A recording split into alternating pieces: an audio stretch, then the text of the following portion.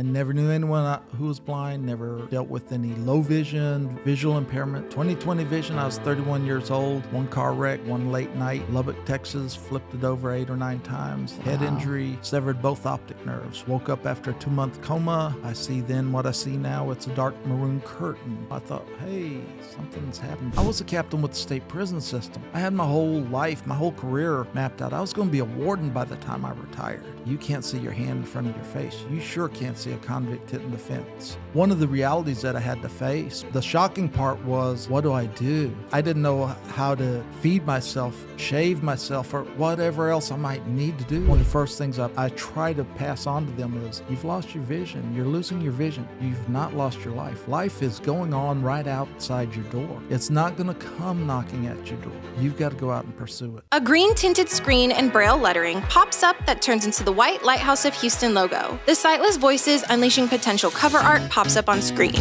There's a flash, then clips of Jennifer's eye, her walking down the hall, and reading braille appear.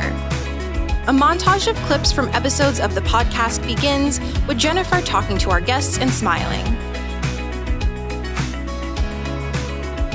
It zooms in on the Sightless Voices Unleashing Potential cover art. Hey, everybody, and welcome to another fantastic episode of Sightless Voices Unleashing Potential. I am your hostie with the mostie, Jennifer Parrish, and today we have a very special episode for you. Our guest is none other than the one and only Ron Graham, president of the Visually Impaired People of Southeast Texas, or VIPSET, and the Houston Area Visually Impaired Network, or Haven. Ron is going to share his journey with us on embracing his identity as a blind or low vision person and overcoming societal expectations. We'll be discussing self-acceptance, self-advocacy, challenging societal perceptions, and building a positive self-image. Before we get started, guys, as always, we're going to describe our set for you all. We are sitting in blue chairs with wooden tables next to us. We have a white brick background with blue lights and a neon Lighthouse sign. Okay, so Ron, thank you so much for joining us today. Hey, I'm glad to be here. Yes, sir. So can you start by telling us a little bit about yourself and your journey? Well, I'll be honest. I am the first blind person I ever knew. I never knew anyone who was blind, never dealt with any low vision, visual impairment. 20/20 vision, I was 31 years old, one car wreck, one late night, Lubbock, Texas, flipped it over 8 or 9 times. Wow. Head injury, severed both optic nerves. Woke up after a 2-month coma. I see then what I see now, it's a dark maroon curtain. And I thought, hey, something's happened. This is like a dark room, a photographer's dark room.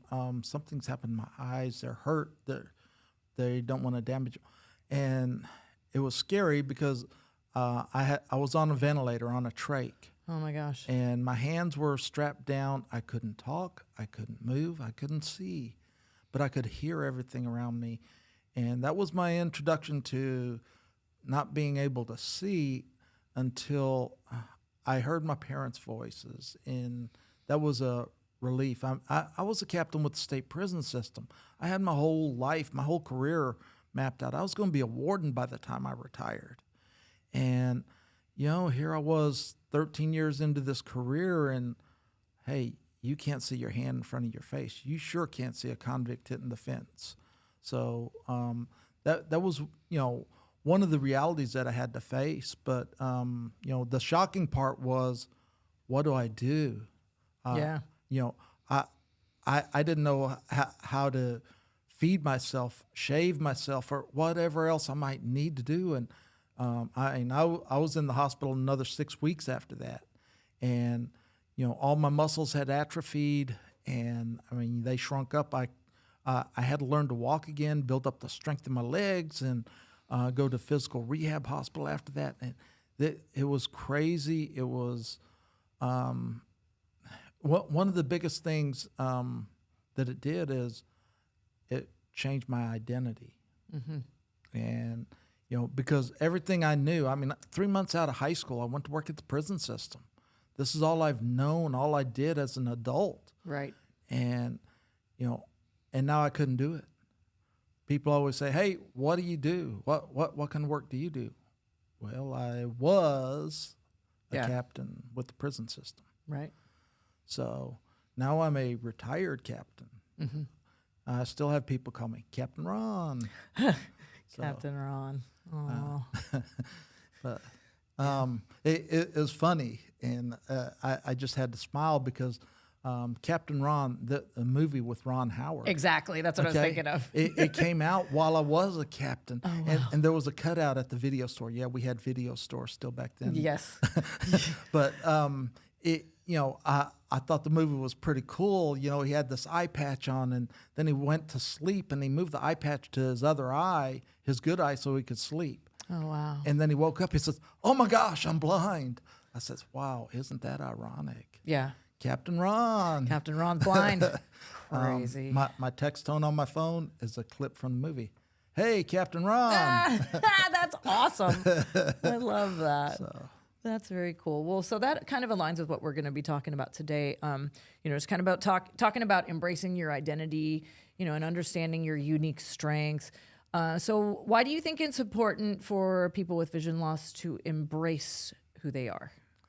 Well, I think what everybody should understand is that the vision loss, and I don't care if you're born blind, if you're gradually losing your vision over time and you know it, or if it's onset suddenly, as it was with me, however vision loss happens, it shapes who you are. It helps you create who you are. And if you're growing up this way, or if it's gradual over time, you've got time to think about it.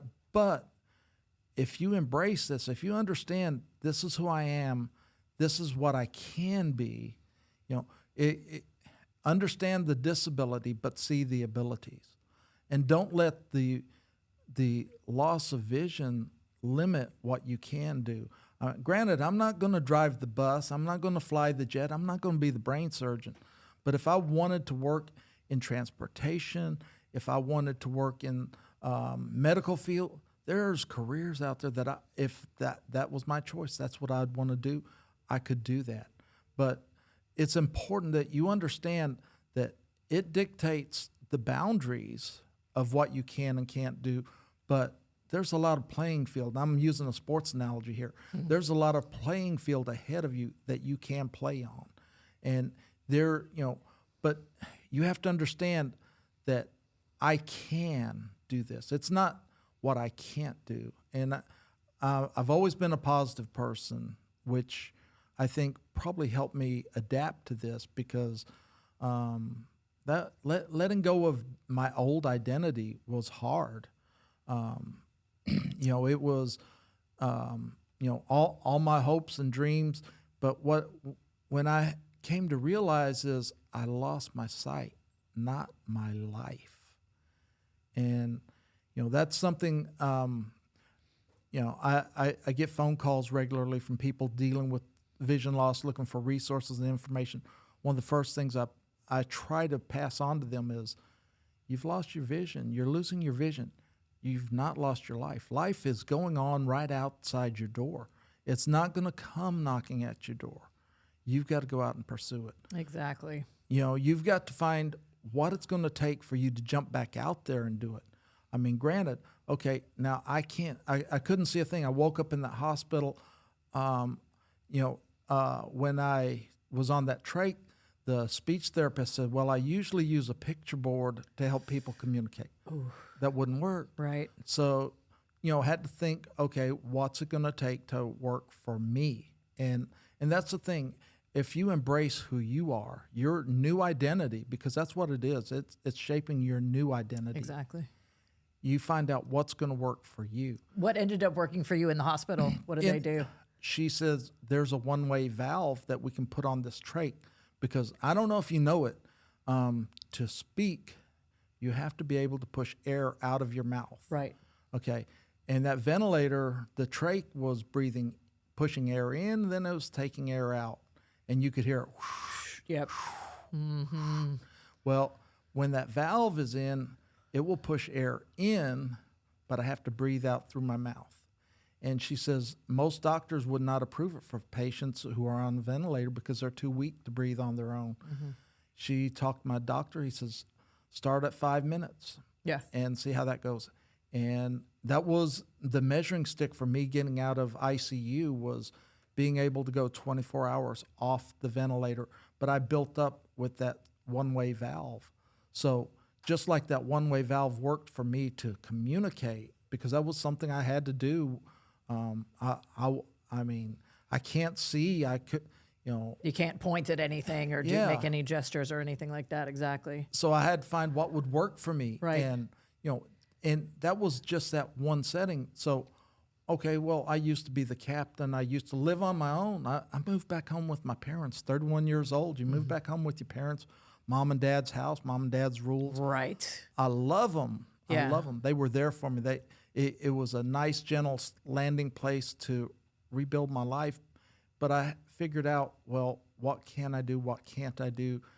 What do I need to do? And,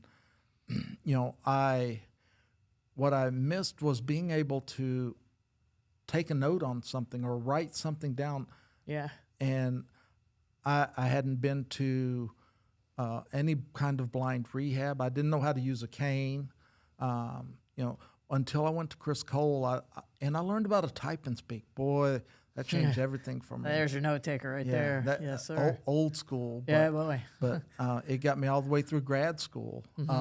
But I could turn it on. I could write a note. I was listening to books on tape. If there was something in this, ad, a phone number or a book number I needed, I'd write it down. And then I was using it to write down my thoughts and Journal, write poems, write songs. This is so cool. That's awesome. Learning new things, learning new ways to empower your life. And I think that was one of the most important words anyone with vision loss needs to understand, is empower yourself. Yep. One of the things I wound up doing later was public speaking. I started out at my high school where I graduated from, Coppers Cove, Texas, big town. Yes, sir. I was speaking at a summer writing class, and the man who was there, he was a drug intervention specialist, and he asked me to come to his office. He says, "Do you have a message?" Because I was drinking the night I had my wreck. Yeah. And he says, "You got a positive message in there." And I went to his office, and he got me a Coke, and I'm drinking it, and I finished it. I said, "Kip, where's your trash can?" He said, "Here, I'll get that for you." I said, No, you didn't listen to me. I said, "Where's your trash can?" I said, "Next time I'm in here, I want to throw my own can away again." Oh, so empower yourself. And you empower yourself by giving yourself the skills, the confidence, the independence to do things on your own. And part of that is knowing your tools. Know what you need. If I was going to write notes, I need to have a way to do that. I learned grade 1 Braille in 4 days. Wow. But I didn't practice it. Yeah. And I had that type and speak. I'm like, wow, I've got this. And, you find what works for you. It doesn't have to work for everyone else. I had people tell me, "You don't know Braille. You're illiterate as a blind person." And I let that beat me over the head for a while, but I figured out, look, Braille is a medium. Exactly. And I've got my medium. And granted, if the electronics fail, I'm lost. If I didn't back up my material on a floppy disk, yes, we had floppy disks back then. I remember those. Yes, sir. You're lost, but it reshapes your identity. You have to learn how to do things differently. And you learn what you need to do to take care of yourself. You empower yourself, and you shape that identity, because you want to be seen as a competent and confident person. And you notice I didn't say blind person. Right. They're going to see you as a blind person. You've got a cane, you've got a guide dog, or if you're just going sighted guide, people are going to figure out you don't see too well. Well, you want to be confident in what you're doing. You want people to see you as competent, just as anyone else. And to do that, you have to have the confidence to go out there and take on the world. You don't want to be seen as the poor blind person on the street corner with the tin cup, alms for the poor, alms for the blind. I'm not, I'm not helpless. Or that's fumbling and bumbling and can't manage, Yeah, they can't do for yourself. Correct. Exactly. Let's talk about some tips and strategies for advocating for yourself in various aspects of your life. So let's including kind of employment, education, that sort of situation. I love that. Because here's the deal. Who knows what you need best? You do. Absolutely. And when I went to Chris Cole, one of the first things that they told me was there is a mandatory self-advocacy class for the first 2 weeks. Everybody has to attend. That's awesome. I didn't know about that. That's great. Well, it was at that time. And I hope it still goes on because I went there during college prep, even though I went in there looking for an open spot, and they said, well, it's July 5th. Can you come up? And I said, you bet. Said it's a bunch of youngsters, 18 to 22. Oh, yeah. And I was there during my college prep years. Okay. Like I went, so I know about so about that. You know that. I was one of them. So, well, yes. What I found, even though I felt confident to advocate for myself, I realized how important that was because there were several people there who were coming from a home where everyone did everything for them. Exactly. I've noticed that too. And there was a lot of that. I say, break that shell open. Let them get out there on their own and learn how to fly because that self-advocacy, being able to speak up for yourself. And I don't care if it's at school, if it's at work, if it's at a restaurant, advocate for yourself, speak up for yourself. And again, it comes down to who knows what you need best. You do. Yep. And you be the voice. You want the respect of others, demand the respect. Be that person, be that voice, and speak up for yourself.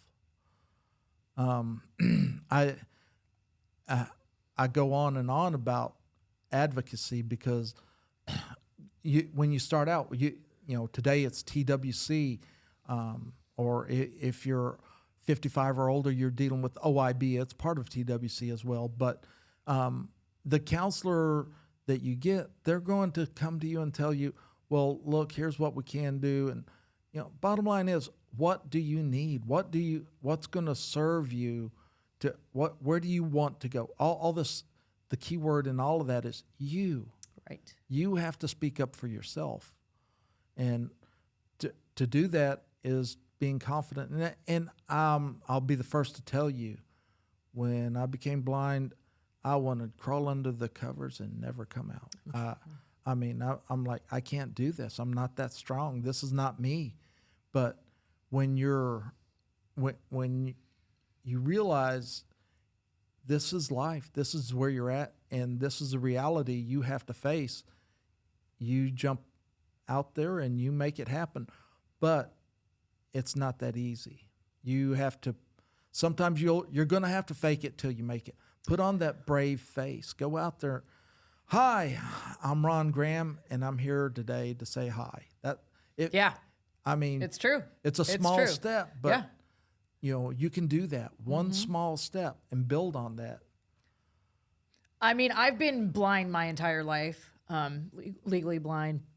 And I still have days where I'm like, oh my God, I just don't want to deal with this person, or I just don't want to deal with like somebody behind a counter that wants to, just act a certain way, or and you're absolutely right. You just have to jump out there and do it. And even though it's just frustrating, and you're going to get pushed back from somewhere, you just got to do it. And there's times you're going to deal with idiots. Exactly. That's where I'm going. After I graduated with my master's in clinical psychology, I was working back at the community college where I'd started after I became blind, Central Texas College. And I'd met my wife at that time. We were married, and I was commuting back and forth after I had this job. And I'd come down for the weekend. Her and my son were down here in Houston, and I would, sometimes we'd drive by car, but sometimes I'd fly in and out for a weekend. And I'm leaving out of Intercontinental Airport, and there's this lady. She says, "Who's going to pick you up at the other end?" Because I'd asked if my wife can come down with me to my gate. Past security. Yeah. Yeah. And she says, "Well, who's picking you up at the other gate?" I said, "That doesn't matter." I said, "I'm just trying to get down here to the gate here." No, you're blind. You're flying all alone. Who's picking you up on the other end? You need to wear this sticker. I'm like, lady, do you understand?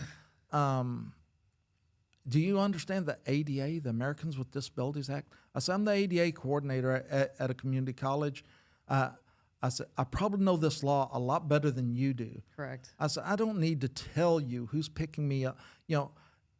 I just wanted to yell at her, but keeping my decorum, keeping my peace. Right. Take the high road. Yeah, like, you're an idiot, lady. Yeah, exactly. That's what I wanted to say. Or the ones that want to slap you in a wheelchair. Oh. I'm like, anyways, don't get me started. Yeah.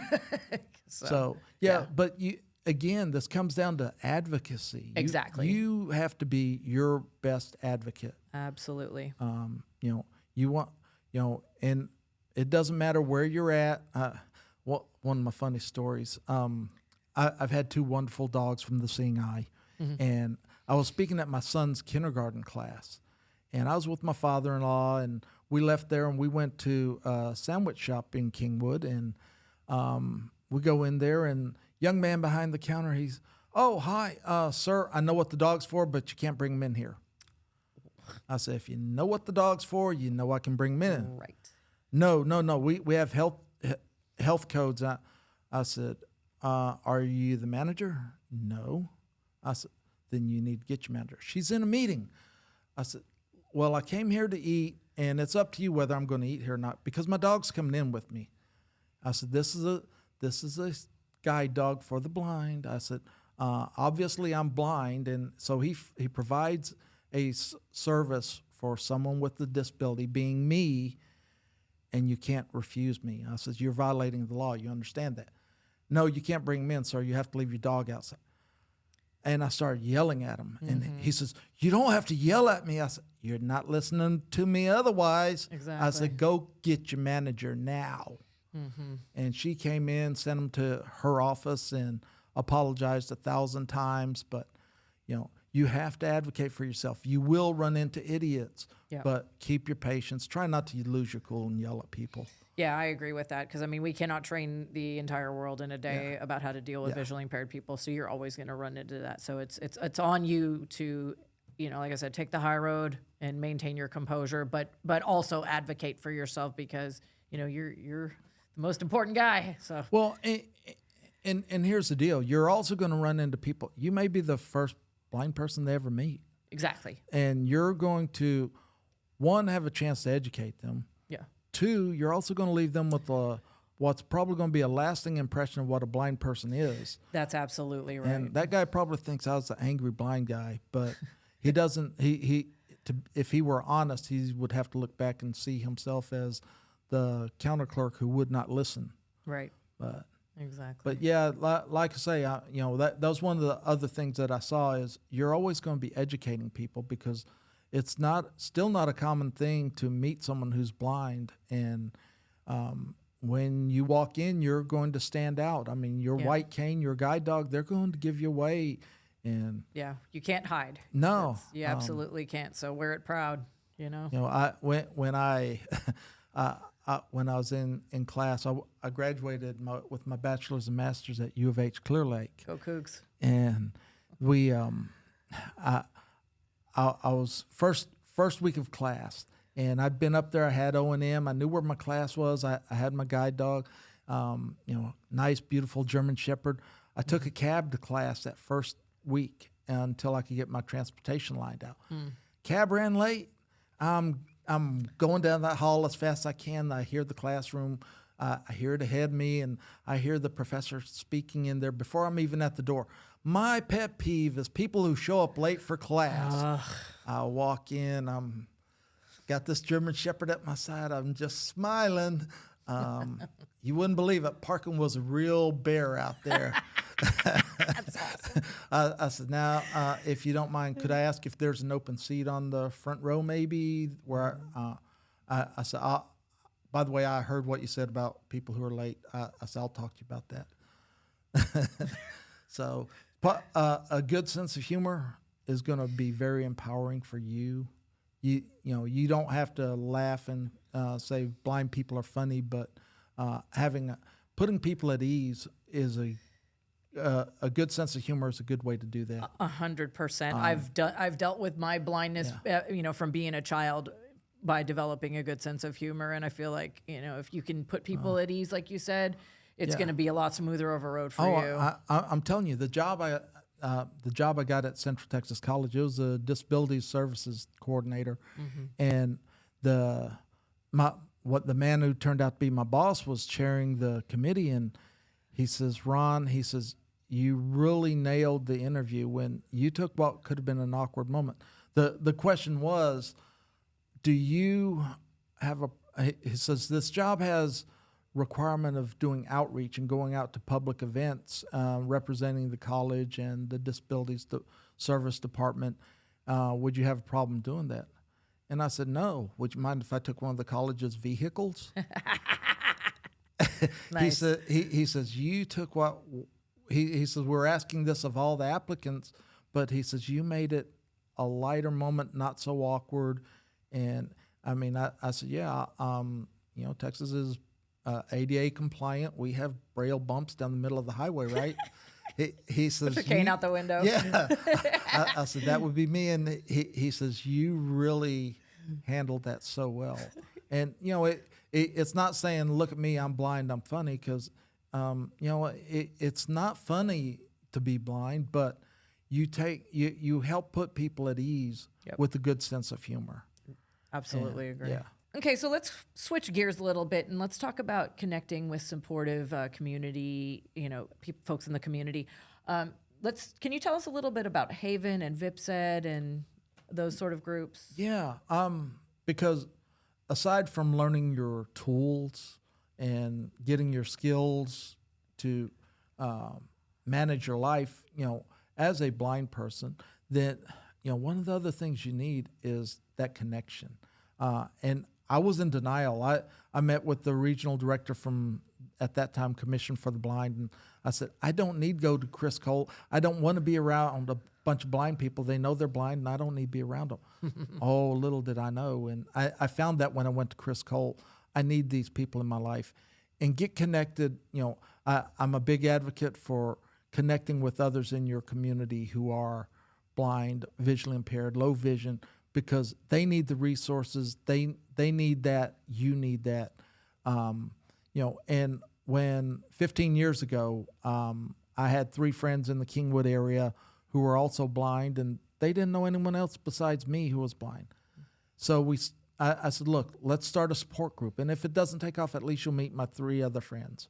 And that launched, and we just celebrated our 15th anniversary in October. Congratulations. Thank you. That's Thank awesome. you. We still meet monthly. It's a great thing. And, and that's how Haven actually got started, because after I started my group, one of my group members called this lady she knew on the southwest side of town, said, she called me, says, you've got a support group in Kingwood? I'm down here on the southwest side. Well, you can't come to my meeting. I can't come to yours regularly. But, what if we found other support groups and got together and did something once a year? And we did that. And that started what is today Haven. We had 4 support groups. There was VIPSET. There was a Southwest Houston Low Vision Clubs. And then there was the Houston Low Vision Club Central. And there was VIA. And I'm Michael McCulloch, Minnie Crystal, and Lee Boncher. The 3 of them and myself, we started Haven, and just at a low vision day that VIA was sponsoring with Freedom Scientific, and we said, hey, we can do this. And U of H said, Dr. Wu was a friend of Lee's, and said, we'll host you. You can have your event here. We had our first Inside Expo in 2011, and we have it every year at University of Houston. We have speakers, we have presenters, we have workshops. we have exhibitors. If someone's dealing with vision loss, we try to put together something that has something for everybody there. You know, if you're new to vision loss, we try to have any exhibitor that might have something to share for resources, information, what you might be looking for. We try to have workshops and speakers that will appeal to different people, low vision, total vision loss, or self-advocacy. And, so we try to do something to appeal to the broad range of vision loss and where people are with that.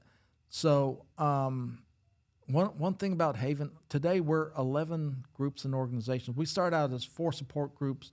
We're all volunteers still, but we're now 11 groups and organizations, and that includes Lighthouse. Yes. And we have the national organizations. We have the NFB of Houston. We have the Houston Council of the Blind. We have the Foundation Fighting Blindness. We have the Blinded Veterans Association. We have other low vision groups, the Dan Arnold Center, their support group, and we also have some grassroots organizations. Now some people may not know iBug. You know iBug, right? Absolutely, yeah. And iBug today, that started at our first Inside Expo. Really? Michael McCulloch was, as I said, one of the founding members of Haven, but his whole support group wound up kind of transitioning into iBug. But our first Inside Expo, he did a presentation on voiceover. That was standing room only. 2 times he presented it. Wow. And I mean, I can't take any credit for it. I told Michael, I said, man, you got something here. There's a lot of interest in that. And it was right after that he started iBug. And, it's built into something. Oh, it's huge now. It is. And I'm proud to see everything he and Sanjay have made that. Yes. So, like I say, we try to be here for everybody. And people contact me looking for resources and information. I'll tell them about don't give up because you're not alone, because that's one of the first things. You feel so isolated if you're losing your vision, that you're losing your vision, not your life. And get connected with the support group, because they're here. You need to understand you're not alone, and that's the best way to do that. Absolutely. Get connected with these people. They'll have the information, resources, and they can be there for you, good times and bad. And we do social activities and everything else. So, and I can attest to this. I was at my very first Haven Expo last year, and I'm sorry I was late to the party, but oh my gosh, there's so much there. You guys are like an enormous group, and there's literally we have Blind Girl Designs was making T-shirts, and and there was all kinds of stuff, and I was just mind blown by all the kinds of different fun things too. It's not just, let's learn how to go to college, which obviously that's important, but it's blind entrepreneurs and all kinds of good stuff, man. And it was really cool. So I'm coming back. It's that sense of empowerment, because, you talk about grassroots. This is us. This is us doing this. 100%. All of us are blind doing this. So I just want to thank you for joining us today, Ron. This has been an awesome conversation, and you have so much to offer, and I'm just so happy that you joined us. Any last words of advice for someone that's recently lost their vision? I'll say it again. You're not alone, and you've lost your sight, not your life. Get out there, find out what you need to step back in the mainstream of life, because it's waiting for you. We're waiting for you. Come on and join us. Come join us. That's right. All right. Okay, to our listeners, thank you so much for joining our community and tuning into Sightless Voices Unleashing Potential, brought to you by the Lighthouse of Houston. We hope you found our conversation with Ron Graham as inspiring and insightful as we did. And remember that embracing your identity and advocating for yourself are powerful steps towards fulfilling your life. Stay tuned for more episodes wherever you get your podcasts, and tune into us on social media at the Lighthouse of Houston. Until next time, y'all, take care and stay empowered. Thank you.